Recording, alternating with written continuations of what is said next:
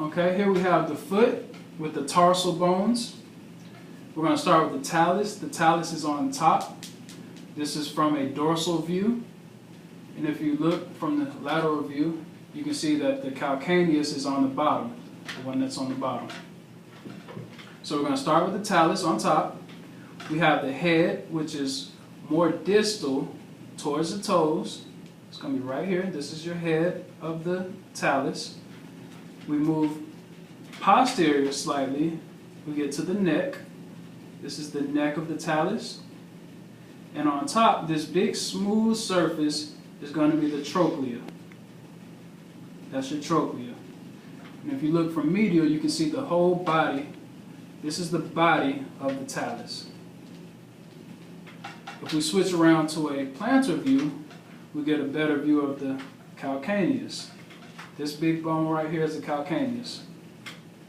The sulcus for flexor hallucis longus tendon is going to be medial, right here, going down towards the big toe. So it's going to be medial on the same side as the big toe. It's your big toe down here. Got a groove right in here. Lateral to that groove, we're going to have the sustentaculum tali. Just a little raised area right here that's going to create the sulcus. So lateral to the flexor hallucis longus sulcus, we have the sustentaculum tali. And then the heel, this is going to be the calcaneal tuberosity, just the heel of your foot, calcaneal tuberosity.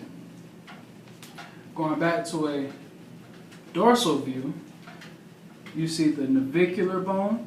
It's kind of boat-shaped, and it touches three other bones. The navicular touches the medial cuneiform, the intermediate cuneiform, and the lateral cuneiform. We have the navicular, the medial cuneiform, the intermediate, and the lateral cuneiform. In the most lateral, we're going to have the cuboid. This big bone right here is going to be cuboid. If you flip around to the plantar view, on the cuboid bone, you see a groove right here. This groove is going to be the sulcus for the peroneus longus tendon. It's going to be on the dorsal view of the cuboid bone. Right above the fifth metatarsal. So right above your little toe.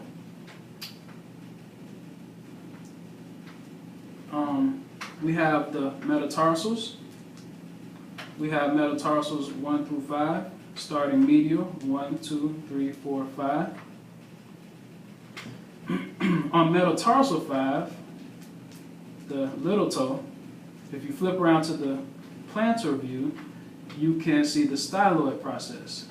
This is going to be an important landmark. This is the styloid process on the fifth metatarsal. Flipping back around to a dorsal view, we have our proximal phalanges right here. We have our 5 proximal phalanges, 1, 2, 3, 4, and 5. Moving down a little more distal, we have 4 middle phalanges. The big toe, just like the thumb, does not have a middle phalange. So it's going to start from 2, 3, 4, and 5.